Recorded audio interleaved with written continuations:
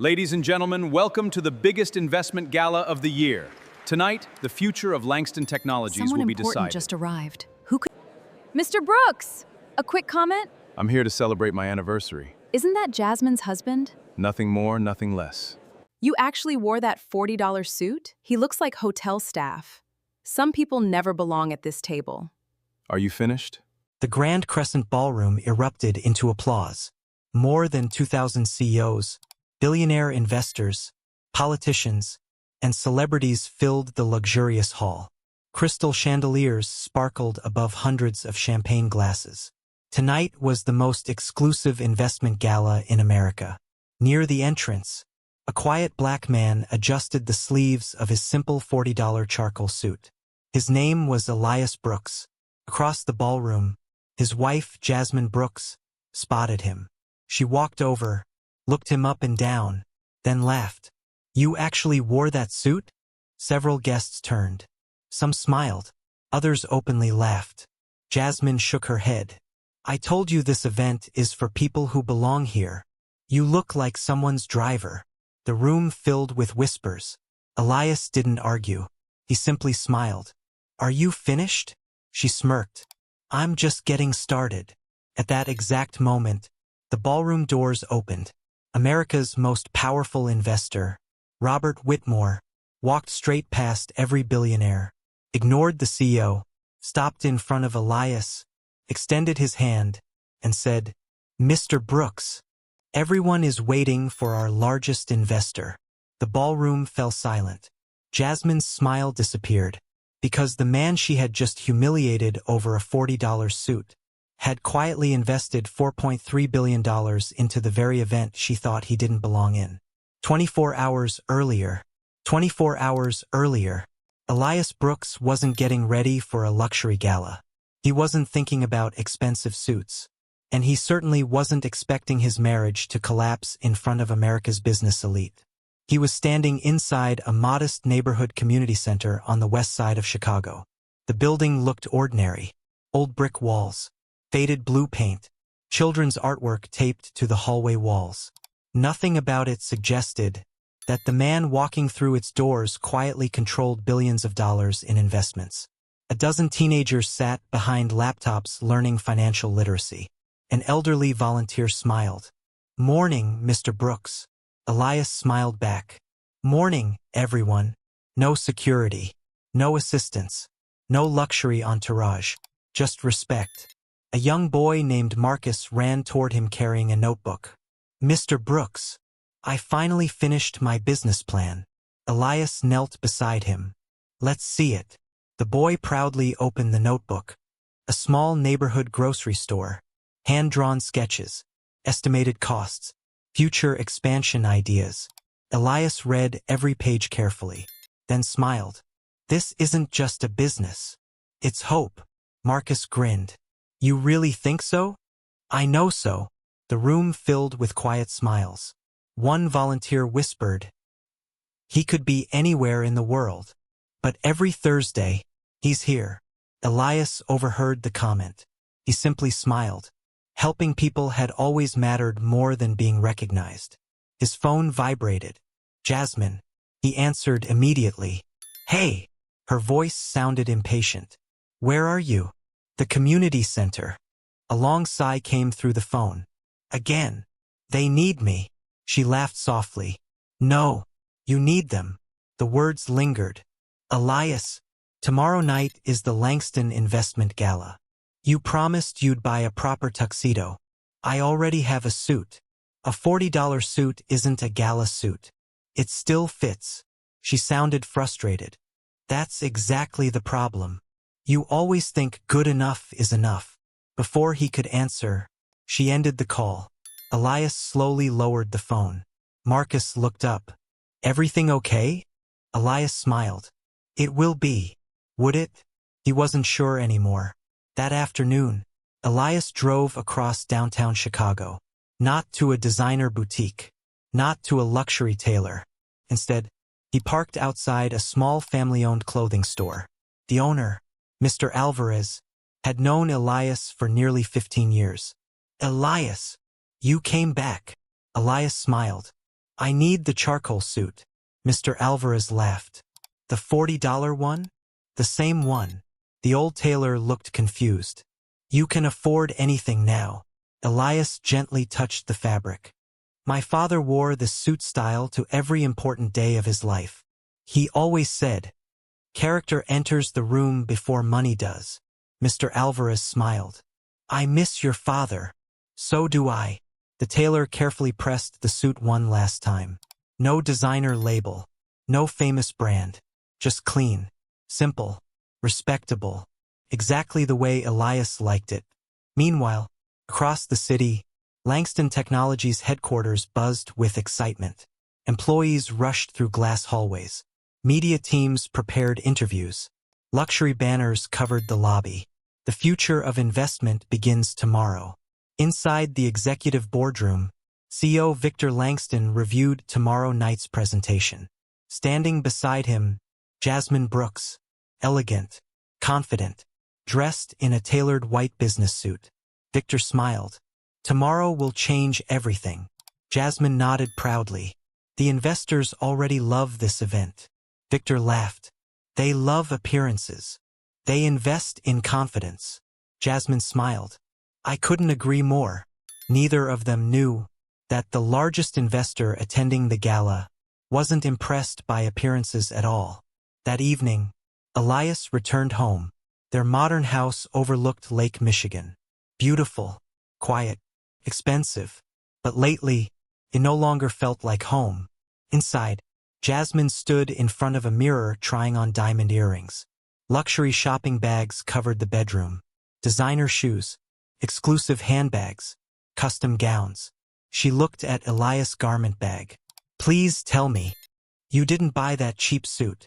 Elias calmly unzipped the bag. The same charcoal suit, pressed perfectly. She closed her eyes. I can't believe this. Elias, everyone tomorrow will be wearing custom tuxedos. He answered quietly. I don't need expensive fabric to respect myself. She shook her head. No, but you do need it, to avoid embarrassing me. Silence filled the room. For the first time in years, Elias realized she wasn't worried about him. She was worried about what other people would think. His phone buzzed again. Unknown number. He answered. This is Elias. An older voice replied calmly. Mr. Brooks. This is Robert Whitmore. Elias immediately recognized the name. Founder of Whitmore Capital. One of America's most respected investors. Robert continued. The final voting documents are ready. They'll be signed tomorrow morning. Elias looked toward Jasmine, who was still criticizing his suit, then quietly asked, Everything remains confidential? Robert smiled. Absolutely. Tomorrow night. No one in that ballroom will know that you're the largest investor behind Langston Technologies. Elias looked out the window. The city lights reflected across the lake. Tomorrow, everyone would judge him by a $40 suit, not realizing he already owned the most powerful voice in the room. The next morning, at exactly 8 a.m., Elias arrived at Whitmore Capital. The 48-story tower overlooked downtown Chicago.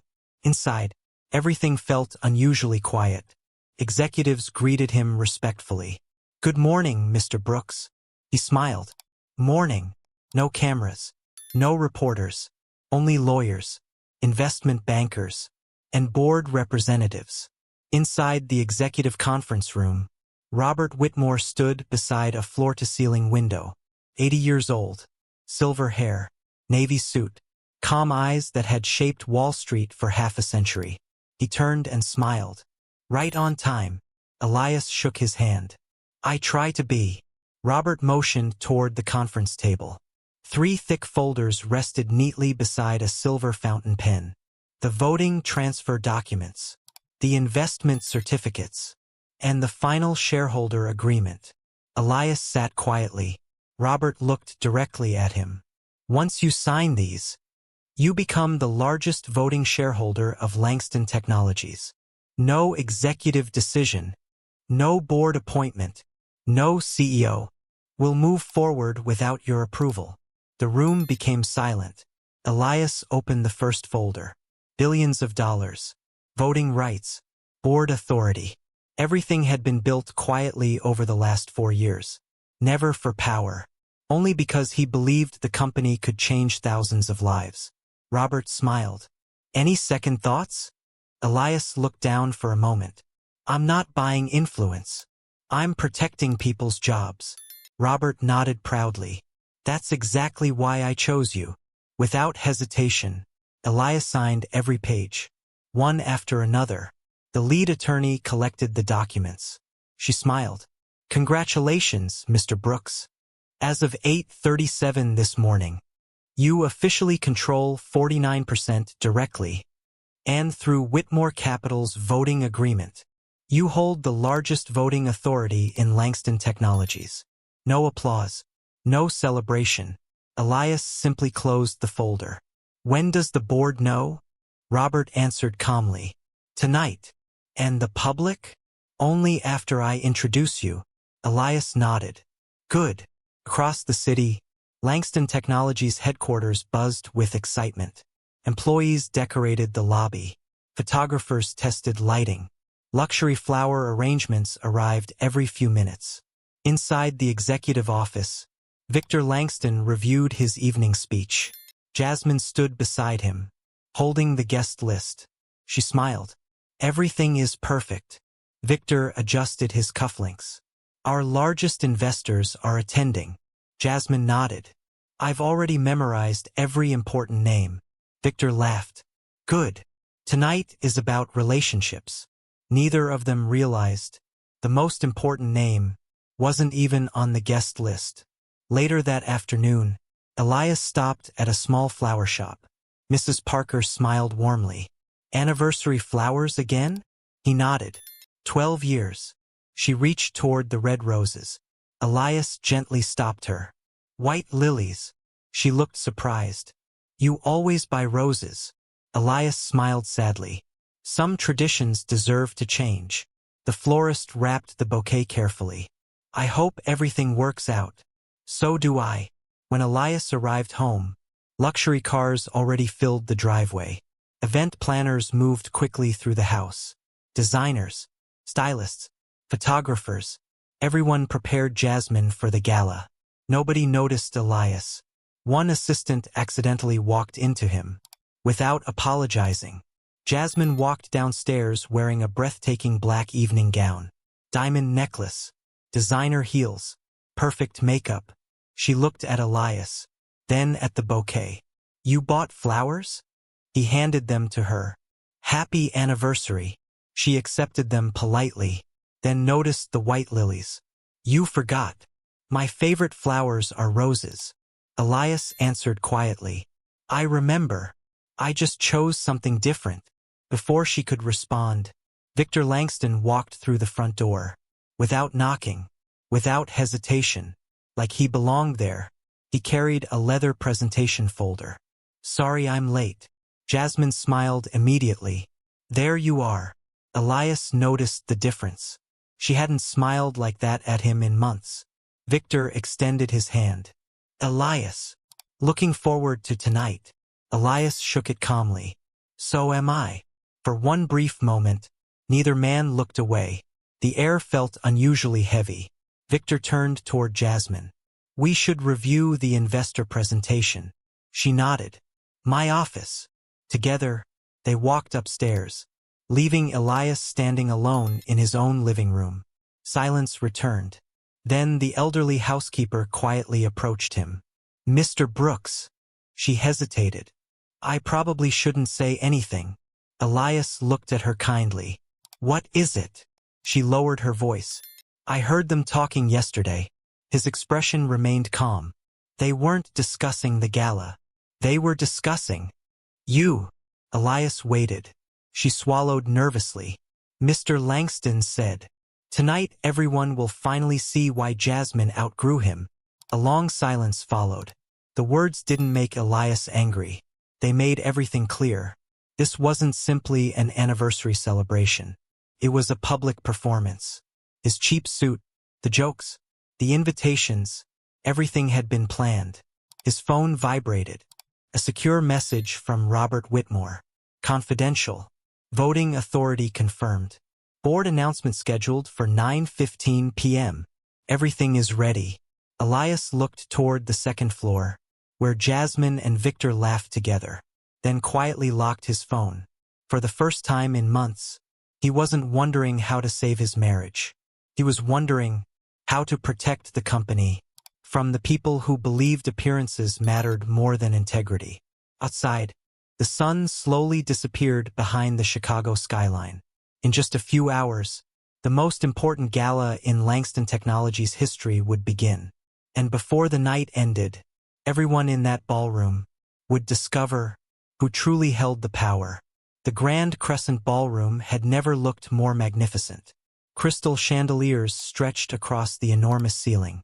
Hundreds of candlelit tables filled the room. A live orchestra played softly. Television cameras lined the entrance. America's most influential CEOs, politicians, celebrities, and billionaire investors slowly filled the ballroom. Tonight wasn't just another gala. It was the most important investment event of the year. Outside, a black luxury sedan quietly stopped at the entrance. The driver opened the rear door. Elias Brooks stepped out. He wore the same charcoal suit. $40. Pressed perfectly. Black tie. Polished shoes. Nothing flashy. Nothing expensive. Just quiet confidence. Several reporters immediately recognized him. "Mr. Brooks, are you attending as Mrs. Brooks' guest?" Another shouted, "Do you have any comment about tonight's investment announcement?" Elias smiled politely. "I'm here to celebrate my anniversary. Nothing more, nothing less." He walked inside. Across the ballroom, Jasmine stood surrounded by executives and television cameras. Her elegant emerald evening gown shimmered beneath the lights. Victor Langston stood proudly beside her. Confident, relaxed, certain tonight belonged to him. He leaned closer. "Everything ready?" Jasmine smiled. "The investors are here. The media is waiting. The board, already seated." Victor laughed. "And Elias?" She glanced toward the entrance. "He'll finally realize. Some people simply don't belong in this world." Neither of them noticed Robert Whitmore quietly entering through another entrance. No photographers followed him. No reporters stopped him. Yet almost every board member immediately stood. One executive whispered, "Robert never attends public events." Another answered, "He only appears when something important is about to happen." Robert simply smiled, then quietly took a seat near the back of the ballroom. Watching, waiting. The evening began beautifully. Dinner was served. Guests laughed. Champagne glasses touched. Business deals were quietly discussed. To everyone else, everything looked perfect. Only 3 people knew the night was about to change forever. An hour later, the master of ceremonies stepped onto the stage. "Ladies and gentlemen, tonight we celebrate another incredible year for Langston Technologies." Thunderous applause echoed throughout the ballroom. Victor smiled confidently. Jasmine proudly applauded beside him. The host continued, "We would also like to recognize the remarkable leadership of our CEO, Mr. Victor Langston." More applause. Victor walked confidently toward the microphone. He adjusted his jacket, smiled, then began speaking. "Thank you. This company has become an industry leader because we recognize excellence. We invest in people who represent success." The audience applauded again. Victor slowly looked toward Elias, standing quietly near the back, then smiled. "And success always looks the part." Several guests laughed. Jasmine smiled. Victor continued, "Tonight isn't only about business. It's also about knowing who belongs at the table." More laughter spread across the ballroom. Jasmine slowly walked onto the stage. The spotlight followed her. She picked up another microphone. "I'd like to thank everyone for joining us." Another round of applause. Then, she looked directly at Elias. Her smile changed. "This evening was supposed to celebrate our anniversary." She paused. But sometimes, you finally outgrow people. The ballroom became unusually quiet. She slowly walked down the stage, stopped directly in front of Elias, looked at his suit, then laughed. "Ladies and gentlemen, I tried convincing my husband to dress for tonight." She brushed imaginary dust from his sleeve. He still chose a $40 suit. The room erupted with laughter. Someone whispered, "Seriously?" Another guest smiled. "I thought he worked here." A third quietly laughed. "He looks like hotel staff." Jasmine shook her head. "I spent years trying to help him understand success. But some people never grow." Victor smiled proudly. The cameras focused on Elias. Everyone expected him to defend himself, to argue, to lose his temper. Instead, he quietly smiled, then asked, "Are you finished?" She smirked. "No. I've waited years to say this." She reached into her designer handbag, removed a leather folder. Divorce papers, already signed, prepared weeks earlier. She placed them in his hands. "Our marriage ended a long time ago. You just refused to accept it." The ballroom became completely silent. Television cameras zoomed closer. Every reporter sensed history unfolding. Victor stepped beside Jasmine, placed one hand gently on her shoulder. She smiled, exactly as planned. Victor looked at Elias. "You deserve someone who appreciates ordinary dreams." But Jasmine belongs beside people who change the world. Several investors applauded, thinking the moment was over. It wasn't, not even close. Elias calmly opened the folder, read every page, then, without hesitation, signed the final page, closed the folder, and handed it back. No anger, no tears, no argument. Jasmine frowned. That wasn't the reaction she expected. Victor looked confused. Something suddenly felt wrong. At that exact moment, Elias' phone vibrated. One secure notification appeared. Board voting authority activated. Primary investor confirmed. He quietly looked at the screen, locked his phone, placed it back into his pocket. No one noticed, except one person, Robert Whitmore. From across the ballroom, the elderly billionaire smiled, very slightly. Then, he slowly stood up. The sound of his walking cane echoed across the silent ballroom. Tap, tap, tap. Every conversation stopped. Every head turned. Victor's confident smile slowly disappeared, because Robert Whitmore wasn't walking toward the stage. He was walking toward Elias Brooks. The ballroom became completely silent. Robert Whitmore slowly walked toward Elias. His polished cane echoed across the marble floor. Every executive stood. Every board member watched. Victor Langston frowned. Something was wrong. Very wrong. Robert stopped beside Elias. Then, without saying a word, he extended his hand. "Good evening, Mr. Brooks." Elias smiled politely. "Good evening, Robert." Gasps spread across the ballroom. Jasmine's face slowly lost its color. Victor forced a smile. "Mr. Whitmore, what an unexpected honor." Robert looked at him calmly. "The honor isn't mine. It's his." He turned toward the audience.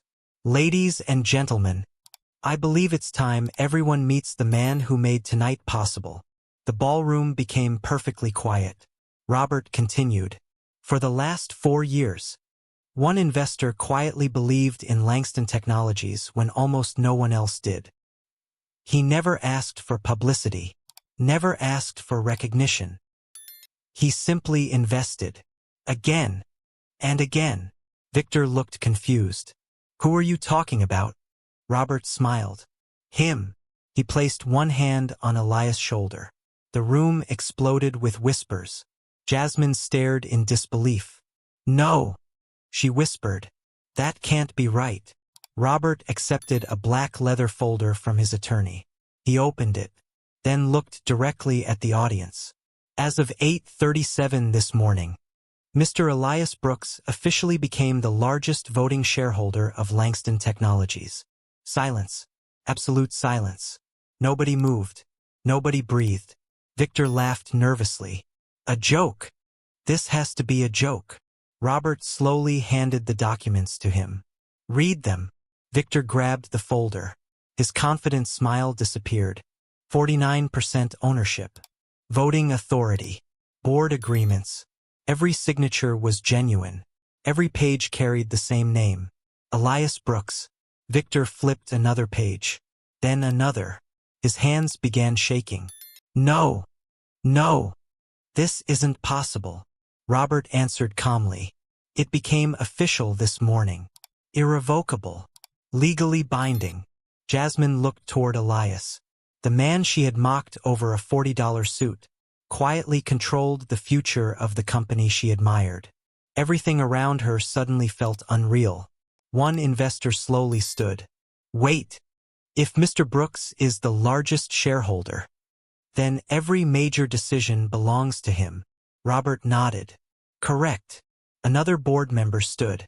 Which means the board no longer answers to Mr. Langston. Correct. Victor stepped backward. His voice trembled. You planned this. Elias finally spoke. No. I planned to invest. You planned the humiliation. The words landed harder than any insult. The ballroom remained silent. Robert looked toward the chairman of the board. The resolution. The chairman stood, holding another folder.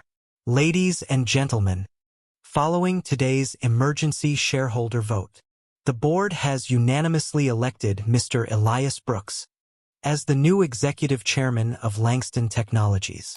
Thunderous applause erupted. Executives stood. Investors smiled. Reporters rushed toward the stage. Television cameras captured every second. Victor remained frozen. Security officers quietly approached. Professional. Respectful. One officer spoke softly.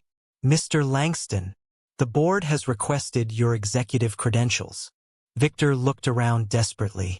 No one defended him. No one spoke. He slowly removed his access badge, placed it into the officer's hand, then walked away, completely alone. Jasmine watched everything collapse. The applause, the cameras, the respect. None of it belonged to Victor anymore. She slowly walked toward Elias. Her voice barely rose above a whisper. Elias, I'm sorry. He looked at her quietly. I know. Tears filled her eyes. I thought success meant standing beside the richest man in the room. Elias smiled gently. And now, she looked around the ballroom, at the executives congratulating him, at Robert Whitmore smiling proudly, then lowered her head. I married the right man. I just stopped believing in him. A long silence followed. She reached into her purse, removed the house keys, their wedding ring, and the anniversary photograph from years ago. She held them toward him. I wish I could change everything. Elias looked at the photograph, then gently pushed it back. I believe you're sorry. A small spark of hope appeared in her eyes. Then he quietly added, but trust doesn't return because success does. Her shoulders dropped. She understood. Some mistakes never receive a second chance. 1 year later, Langston Technologies looked completely different. Elias refused mass layoffs. Instead, he invested in employee ownership, scholarship programs, factory modernization, small business partnerships. Thousands of new jobs were created. The company became one of America's fastest-growing technology firms. Business magazines called it the most remarkable leadership transformation of the decade. Elias declined every magazine cover, every television interview, every award ceremony. Instead, every Saturday morning, he returned to the same community center. Marcus ran toward him holding a new business proposal. Mr. Brooks, I finished my second company. Elias laughed. I knew you would. The young boy smiled. My teacher says you're one of the most powerful investors in America. Elias smiled. Maybe. Then why do you still come here every weekend? Elias looked around. Children learning, parents smiling, dreams beginning, then quietly answered, money builds companies, but character builds people. Outside, a simple black SUV waited. Not for a billionaire, not for a celebrity, but for a humble man who never forgot that a $40 suit could still carry a priceless reputation. The end.